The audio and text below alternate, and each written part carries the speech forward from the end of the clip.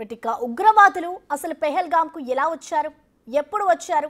ఈ ప్రశ్నలకు సమాధానం తెలుసుకునేందుకు నేషనల్ ఇన్వెస్టిగేషన్ ఏజెన్సీ తీవ్రంగా దర్యాప్తు చేస్తోంది. అయితే దట్టమైన అడవుల నుంచి వచ్చి ఒక్కసారిగా పర్యాటకులపై ఉగ్రవాదులు కాల్పులు జరిపారు. ఇది ఇప్పటి వరకున్న థియరీ. కానీ ఉగ్రవాదులు పెహల్గాంలో కొన్ని రోజుల ముందే మకాం వేశారన్న విషయం ఇప్పుడు వెలుగులోకి వచ్చింది. ఎందుకంటే ఏప్రిల్ 22న పెహల్గాం దాడి జరిగితే ఏప్రిల్ 18నే వారు పెహల్గాంలో కనిపించారు. ఇది వాస్తవమా కాదా అనేది ఇంకా ఖరారు కాలేదు. కానీ ఎన్ఐఏ రిలీజ్ చేసిన అనుమానితుల ఫోటోల్లో పోలి ఉన్న ఇద్దరు వ్యక్తులు ఓ రీల్లో కనిపించారు.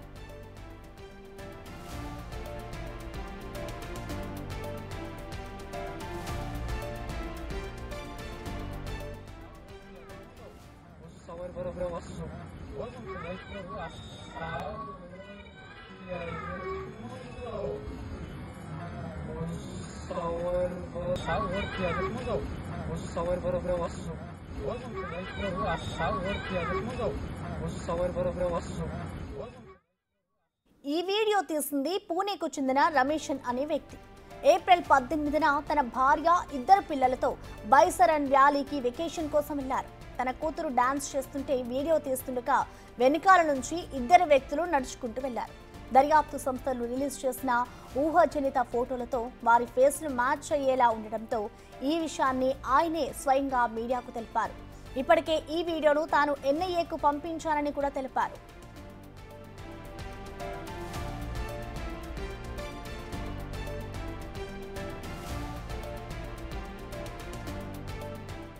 लोग पहलगांव गए थे, वही स्पॉट पे जहाँ पे 22 तारीख को जो है आतंकवादी हमला हुआ था पहलगांव बैसरन वैली, जिसको मिनी स्विट्जरलैंड कहते हैं।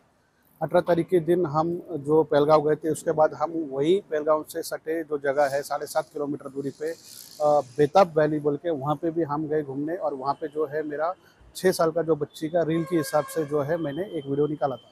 और जब हम बाकी जगह जैसे गुलमर्ग, गंडोला हुआ, श्रीनगर हुआ, यहाँ सब घूम के आने के बाद जो है हमको मालूम पड़ा कि श्रीनगर में पहलगांव में जो है अटैक हुआ है, टेररिस्ट अटैक हुआ है।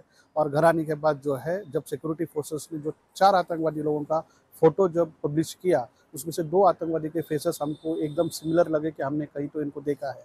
उसके बाद हम लोग ने सारे वीडियोस फोटोज़ जो है जो पहलगांव बेताब वैली के हमने चेक किए। और उसके अंदर जो है जैसे मैंने कहा वो वीडियो जो मेरे बच्ची का है, उसके अंदर दोनों जो आतंकवादी है वो चलते हुए क्लियर कट दिखा है। अब वो है नहीं है, उसका और डिटेल्स जो है उसके लिए हम लोग ने दिल्ली का जो एनआईए टीम है उनको सारे डिटेल्स भेजा है। अब वो पुष्टिकरण करेंगे, लेकिन जहाँ तक हमको मालूम है कि वही सेम जो हाइट, वेट, बॉडी लैंग्वेज सब वो सेम टू सेम मिलता है। और ऐसे सिटीजन ऑफ इंडिया हमारा फ़र्ज़ बनता है और हमने वो एनआईए को रिपोर्ट किया। ఏప్రిల్ 18న మధ్యాహ్నం 2:38 తాను ఆ వీడియో రికార్డ్ చేశారని, దీన్ని బట్టి ఉగ్రవాదులు కొన్ని రోజుల ముందే పెహల్గాంలో పాగా వేశారంటున్నారు రమేషన్. మరి ఈ వీడియో ఎంతవరకు నిజమన్నది ఇప్పుడు ఎన్ఐఏ ధృవీకరించాల్సి ఉంది. ఇక్కడ మరో విషయం కూడా వెలుగులోకి వస్తోంది. ఉగ్రదాడిలో పాల్గొన్న ఇద్దరు ఉగ్రవాదులు ఏడాదిన్నర క్రితమే జమ్మూలోకి చొరబడ్డారని తెలుస్తోంది. ఇక లేటెస్ట్గా వైరల్గా మారిన ఆ వీడియోలో ఉన్నది ఉగ్రవాదులేనా? ఏడాదిన్నర క్రితమే వారు కశ్మీర్లోకి చొరబడ్డారా? అదును కోసం ఇంతకాలం వేచి చూసారా? బైసరన్ వ్యాలీలో సెక్యూరిటీ లేకపోవడంతోనే దాడి జరిగిందా? స్థానికుల ముసుగులో వచ్చి టెర్రరిస్టులు దాడి చేశారా? ఇప్పటికే అనేక దాడుల్లో ఈ ఉగ్రవాదులు పాల్గొన్నారా? ఇలా అనేక ప్రశ్నలు ఇప్పుడు తెరపైకొస్తున్నాయి.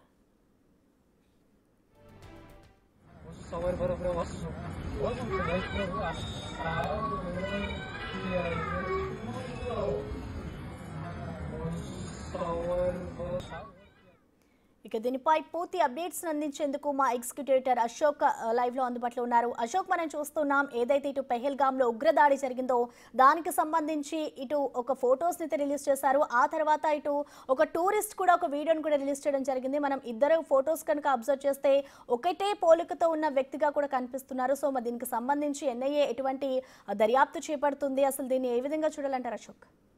ఉగ్రవాదులను ఐడెంటిఫై చేసేందుకు ఎన్ఐఏ అన్ని రకాలుగా ప్రయత్నాలు చేస్తోంది. అలాగే అక్కడికి వచ్చిన టూరిస్టుల నుంచి సమాచారం అడుగుతోంది. వాళ్ళు తీసిన వీడియోలు ఎవరైతే ఆ పెహల్గాం వచ్చి ఆ చుట్టుపక్కల బైసారన్ వ్యాలీకి కానీ, బేతాబ్ వ్యాలీకి కానీ ఇలా వెళ్ళిన టూరిస్టులందరి దగ్గర నుంచి వీడియోలని కలెక్ట్ చేసుకునే ప్రయత్నం చేస్తుంది. అందులో భాగంగానే ఈ రమేష్ వీడియో కూడా బయటకు వచ్చింది. దీన్ని కూడా ఎన్ఐఏ స్వాధీనం చేసుకుని దాన్ని పరిశీలిస్తోంది. ఎందుకు అంటే ఎన్ఐఏ రిలీజ్ చేసిన ఉగ్రవాద అనుమానిత వ్యక్తుల ఫోటోలు, ఈ వీడియోలో పాప వెనక నడుచుకుంటూ వెళ్తున్న ఇద్దరు కూడా సేమ్ పోలికతో ఉండటంతో వీళ్ళే ఉగ్రవాదులు అయి ఉండొచ్చు అన్న అనుమానం ప్రస్తుతం అయితే ఎన్ఐఏ దగ్గర ఉంది. అందువల్లే వీళ్ళు ఏప్రిల్ 18వ తేదీ ఆ చిన్న పాప, ఆమె తండ్రి, తల్లి వాళ్ళందరూ కలిసి బేతాబ్ వ్యాలీకి వెళ్ళారు. బేతాబ్ వ్యాలీ, బైసారన్ వ్యాలీ రెండు ఒకటి కాదు. ఇది పెహల్గాం నుంచి రెండు, ఒకటి ఈస్ట్ వైపు వెళ్తే ఒకటి వెస్ట్ వైపుకి వెళ్తుంటుంది. అంటే పెహల్గాం సెంటర్ నుంచి చూస్తే బేతాబ్ వ్యాలీ అనేది 7 కిలోమీటర్ల దూరంలో ఉంటుంది. బైసారన్ వ్యాలీ అనేది 5 కిలోమీటర్ల దూరంలో ఉంటుంది. పెహల్గాం నుంచి బేతాబ్ వ్యాలీకి కారులో వెళ్ళిపోవచ్చు, రోడ్డు ఉంటుంది. బైసారన్ వ్యాలీకి మాత్రం ఎలాంటి రోడ్డు ఉండదు, కేవలం గుర్రం మీద మాత్రమే వెళ్లాల్సి ఉంటుంది. మొన్న కాల్పులో చనిపోయిన వాళ్ళంతా కూడా గుర్రాల మీద వెళ్ళిన వాళ్ళే. అక్కడ ఇంజురీస్ అయిన తర్వాత కిందికి తీసుకురావడం కూడా గుర్రాల మీద తీసుకురావాలి కాబట్టి తీవ్ర రక్తస్రావం అయి లేట్ అయిపోయేటప్పటికి వాళ్ళందరూ ప్రాణాలు కోల్పోవడం అనేది జరిగింది. అదే బేతాబ్ వ్యాలీలో ఈ ఘటన జరిగి ఉంటే రోడ్డు మార్గం ఉంది కాబట్టి ఈజీగా హాస్పిటల్కి తీసుకొచ్చి కొన్ని ప్రాణాలైనా బతికించుకునే అవకాశం ఉండేది. అయితే టెర్రరిస్టులు ఏప్రిల్ 18వ తేదీ ఈ బేతాబ్ వ్యాలీకి ఎందుకు వెళ్ళారు అనేది ఇక్కడ ప్రధానంగా చర్చ జరుగుతోంది. ఎందుకు అంటే మొదటి స్కెచ్ అసలు టార్గెట్ అనేది ఇలా టూరిస్టులు కాల్చి చంపాలన్న టార్గెట్ని మొదట బేతాబ్ వ్యాలీలో వాళ్ళు ఒక స్కెచ్ చేశారు, అక్కడ రెక్కీ కూడా చేశారు. ఇదే కాకుండా బైసారన్ వ్యాలీలో చేశారు, కుల్గాంలో చేశారు, ఇలా గుల్మార్గ్లో చేశారు, సోన్మార్గ్లో చేశారు.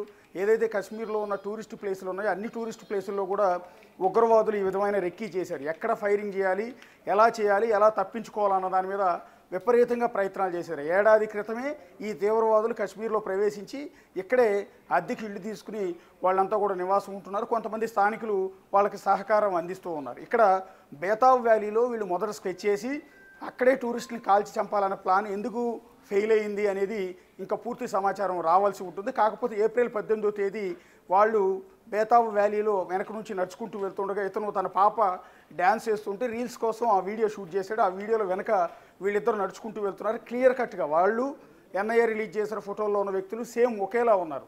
అయితే బేతాబ్ వ్యాలీ ఇందాక నేను చెప్పినట్టుగా బేతాబ్ వ్యాలీకి పెహల్గామ్కి మధ్య రోడ్డు ఉంది. ఇక్కడ బేతాబ్ అనే ఒక హిందీ సినిమా షూటింగ్ జరిగింది మొట్టమొదట. అప్పటి వరకు టూరిస్టులు పెద్దగా వెళ్ళేవాళ్ళు కాదు ఈ బేతాబ్ వ్యాలీకి. బేతాబ్ అనే ఒక హిందీ సినిమా షూటింగ్ జరిగిన తర్వాత ఆ వ్యాలీ పేరు కూడా బేతాబ్ వ్యాలీ అయిపోయింది. అందుకని మనం పెహల్గాం కనుక వెళ్తే మనం వెళ్ళిన వాహనం పెహల్గాంలో పార్క్ చేసేయాలి. అక్కడ నుంచి లోకల్ ట్రాన్స్పోర్ట్ వెహికల్ తీసుకుని వెళ్లాల్సి ఉంటుంది. అక్కడ టూరిస్టుల కోసం ప్రత్యేకంగా క్యాబులు ఉంటాయి. సో అక్కడ నుంచి 7 కిలోమీటర్ల దూరం జర్నీ చేసి బేతాబ్ వ్యాలీలో ఎంజాయ్ చేసి మళ్ళీ తిరిగి వచ్చిన తర్వాత మళ్ళీ పెహల్గాం నుంచి గుర్రాల మీద బైసారన్ వ్యాలీకి, అంటే మొన్న కాల్పులు జరిగిన చోటికి రెగ్యులర్గా కస్టమర్లంతా టూరిస్టులంతా కూడా వెళ్తూ ఉంటారు. సో ఈ నేపథ్యంలోనే అటు బేతాబ్ వ్యాలీ కానీ ఇటు బైసారన్ వ్యాలీ కానీ ఈ రెండు చోట్ల కూడా టార్గెట్ చేశారు. కానీ బేతాబ్ వ్యాలీని వదిలిపెట్టారు. ఎందుకంటే బేతాబ్ వ్యాలీలో కొంత సెక్యూరిటీ ఉంటుంది, అక్కడ కొంత ఆర్మీ క్యాంపు కూడా దగ్గరలోనే ఉంటుంది. సో ఇన్ కేసు వీళ్ళు ఫైరింగ్ స్టార్ట్ చేసినా అటు ఆర్మీ సిబ్బంది అలర్ట్ అయ్యి ఇమ్మీడియట్గా వచ్చేస్తారు కాబట్టి తప్పించుకుని వెళ్ళడం చాలా కష్టం అవుతుందన్న ఉద్దేశంతో బేతాబ్ వ్యాలీని వదిలేసి, ఎందుకంటే బేతాబ్ వ్యాలీ ఇందాక నేను చెప్పినట్టుగా రోడ్డు మార్గం ఉంది, పెహల్గాంకి చాలా దగ్గరగా ఉంది. సో అంతా కూడా మైదాన ప్రాంతం, ఇదంతా కూడా కొండగొట్లు ఉండే ప్రాంతం చాలా తక్కువ ఉంటుంది బేతాబ్ వ్యాలీలో. కాబట్టి కాల్పులు జరిపిన తర్వాత తప్పించుకుని పారిపోవడం చాలా కష్టం. పైగా అక్కడ ఆర్మీ సిబ్బంది కూడా ఉన్నారు. అదే బైసారన్ వ్యాలీ అయితే దానికి రోడ్డు లేదు, కేవలం కొండగొట్టలు ఎక్కి నిలువున ఎక్కాల్సి ఉంటుంది, కేవలం గుర్రం ద్వారా మాత్రమే పైకి ఎక్కాల్సి ఉంటుంది.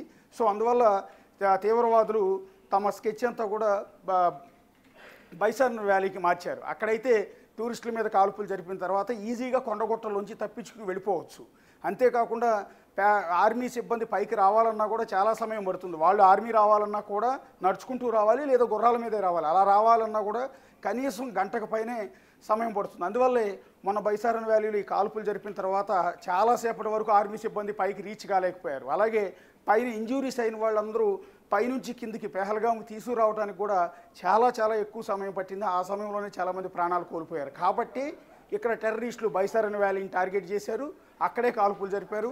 సో వాళ్ళు అనుకున్నది సాధించారు. సో ఇప్పుడు ఎన్ఐఏ ఆధారాలన్నీ కూడా సేకరించే పనిలో ఉంది. అందువల్లే నిన్న ఏదైతే జిప్ లైనర్ బైసారన్ వ్యాలీలో జిప్ లైనర్ ఆపరేటర్ ముజిల్ను కూడా అదుపులోకి తీసుకుంది. అతను రిషి భట్ అనే వ్యక్తి ఒక వీడియోలో టెర్రరిస్టులు కాల్పులు జరుపుతున్న దృశ్యాలు కనపడ్డాయి. అయితే రిషి వ్యాలీకి ఆ జిప్ లైనర్ బెల్ట్లన్నీ తగిలిచ్చి వదిలేటప్పుడు అల్లాహు అక్బర్ అని నినాదాలు చేసిన ముజిల్ని ఎన్ఐఏ అధికారులు అదుపులోకి తీసుకుని ప్రశ్నించారు. ఇతని పాత్ర ఏమైనా ఉందా, ఇతనికి టెర్రరిస్టులు వస్తారన్న విషయం ముందుగానే తెలుసా, ఎందుకు అల్లాహు అక్బర్ అన్నాడు అన్న విషయం మీద అతను అదుపులోకి తీసుకుని ప్రశ్నించారు.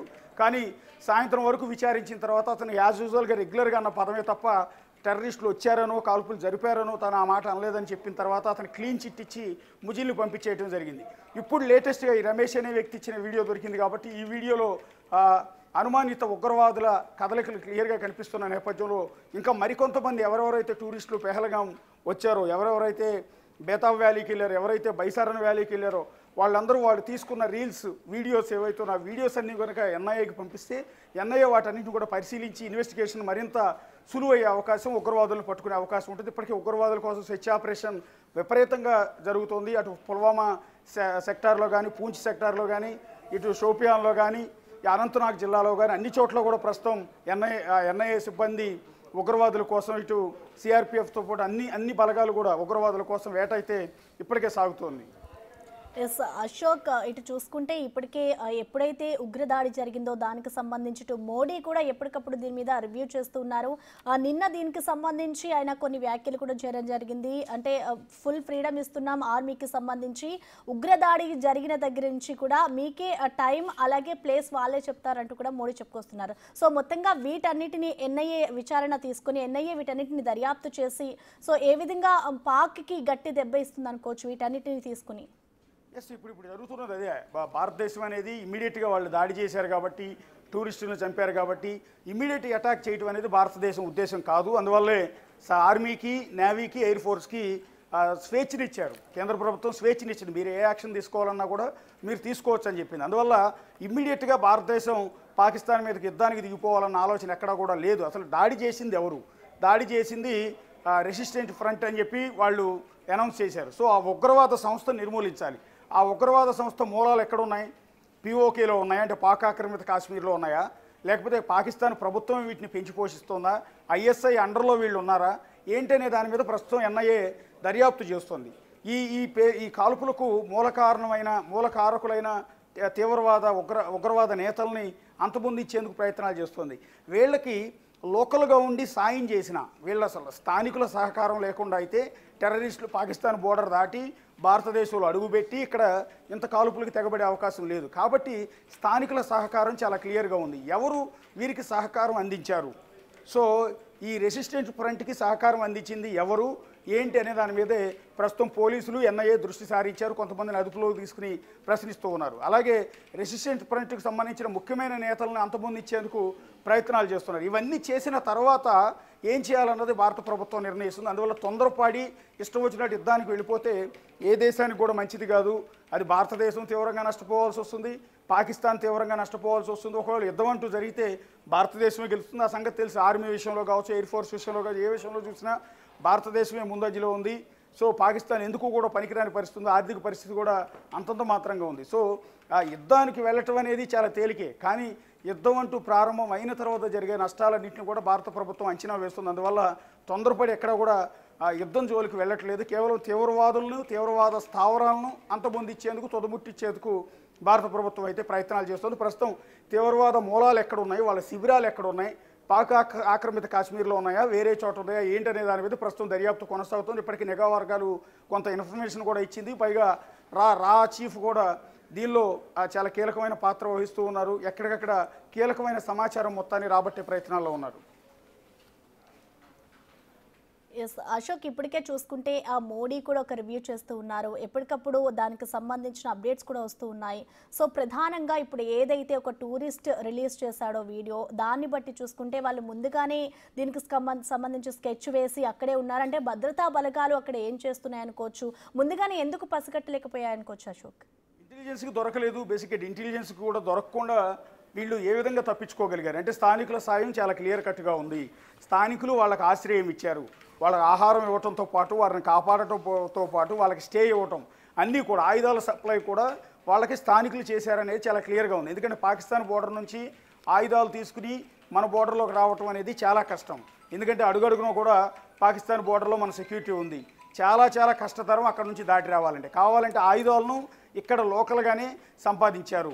సో ఈ ఆయుధాలను సమకూర్చింది స్థానికులే, వీళ్ళకి ఆశ్రయం ఇచ్చింది స్థానికులే, వీళ్ళకి ఫుడ్ పెట్టింది స్థానికులే. సో ఇంత చేశారు. అందుకని ఇంటెలిజెన్స్ కూడా దొరకకుండా ఉండటానికి ఏడాదికి పైగా ఏడాదికి పైగా సంవత్సరానికి పైగా వాళ్ళు ఇక్కడ మకాం వేసి ఉన్నారు. అందువల్ల వాళ్ళు స్థానికులతో పాటు కలిసిపోయారు, లోకల్స్గానే పరిగణించారు. ఇంటెలిజెన్స్ సిబ్బంది కూడా పసిగట్టలేనంతగా వాళ్ళు స్థానికులతో కలిసిపోయి ఈ బిగ్గెస్ట్ ఆపరేషన్ కోసం ప్లాన్ చేశారు. అనుకున్నట్టుగానే వాళ్ళు ఆ విషయంలో సక్సెస్ అయ్యారు. అంటే అశోక్, మరోవైపు చూసుకుంటే ఇప్పటికీ పాకిస్తాన్లో ఇటు సింధ్ వాటర్ ఏదైతే ఉందో దానికి సంబంధించి కూడా భారత్ కట్టడి చేసింది. మరి దానికి సంబంధించి ఇప్పటికీ అక్కడ కొన్ని వాదనలు జరుగుతున్నాయి. అలాగే అక్కడున్న రైతులు కానివ్వచ్చు, అలాగే యువకులు అంతా కూడా రోడ్లపైకి వచ్చి వాళ్ళు నిరసనలు వ్యక్తం చేస్తున్నారు. సో లోకల్గా ఇన్ని ప్రాబ్లమ్స్ ఉన్న వాటినే అటు పాక్ ప్రభుత్వము ఎటువంటి కట్టడి చర్యలు తీసుకోకుండా ఇటు ఉగ్రవాదానికి ఎక్కువ ప్రేరేపిస్తోంది. సో మొత్తంగా ఎలా చూడాలంటారు? ప్రస్తుతం అసలు పాక్ వీటన్నిటిని కట్టడి చేస్తుంది అనుకోవచ్చా? బేసిక్గా పాకిస్తాన్ ఉగ్రవాదాన్ని కంట్రోల్ చేసే పరిస్థితుల్లో లేదు, తీవ్రవాదులను హెచ్చరించే పరిస్థితుల్లో కూడా పాకిస్తాన్ ప్రభుత్వం లేదు.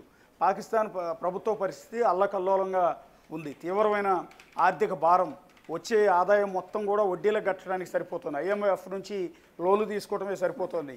సో అత్యంత దారుణమైన పరిస్థితుల్లో ప్రపంచంలో అన్ని దేశాల్లోకెల్లా అత్యంత దారుణమైన పరిస్థితి, ఆర్థిక పరిస్థితి ప్రస్తుతం పాకిస్తాన్ది. సో పాకిస్తాన్ ఇప్పటికిప్పుడు యుద్ధానికి వచ్చే ఆలోచనలో లేదు, ఆ అవకాశం కూడా లేదు. రెండోది ఏంటంటే ఉగ్రవాదుల చేతుల్లో పాకిస్తాన్ ప్రభుత్వం ఉంది. పాకిస్తాన్ ప్రభుత్వాన్ని ఉగ్రవాదులు శాసిస్తూ ఉన్నారు. ఉగ్రవాదులు ఏది చెప్తే అది చేయాల్సి ఉంటుంది అక్కడ పాకిస్తాన్ ప్రభుత్వం. అది కాదు అంటే ఆ ప్రభుత్వాన్ని దింపేస్తారు, ఏదైనా చేసే అవకాశం ఉంటుంది. అవసరమైతే బెంజీర్ భుట్టోని కనుక కాల్చి చంపినట్టు నడి రోడ్డు మీదే కాల్చి చంపేసే అవకాశాలు, బాంబు పేలుళ్ళు చేసి మరి అధ్యక్షుడిని ప్రధానమంత్రిని కూడా లేపేసే అంత ధైర్యం అక్కడ టెర్రరిస్టులకు ఉంటుంది. అందువల్ల టెర్రరిస్టుల చేతుల్లో పాకిస్తాన్ ప్రభుత్వం ఉంటుంది, అంతే తప్ప పాకిస్తాన్ టెర్రరిస్టులను శాసించే పరిస్థితులు అయితే అక్కడ లేదు. Right, thank you Ashok. ఇక మనం చూసుకోవచ్చు, ఇటు ఏదైతే పెహల్గాంలోని ఉగ్రదాడి జరిగిందో అది ఎలా జరిగింది, ఏ విధంగా ఉగ్రవాదులు చొరబడ్డారు అనే దానిపై అయితే ఇప్పటికే ఏజెన్సీ తీవ్రంగా దర్యాప్తు చేస్తూ ఉంది. అయితే వారు అడవుల నుంచి వచ్చి ఉగ్రదాడి చేసి ముందే వాళ్ళు స్కెచ్ వేశారనే కోణంలో కూడా ఇప్పుడు NIA దర్యాప్తు చేస్తూ ఉంది.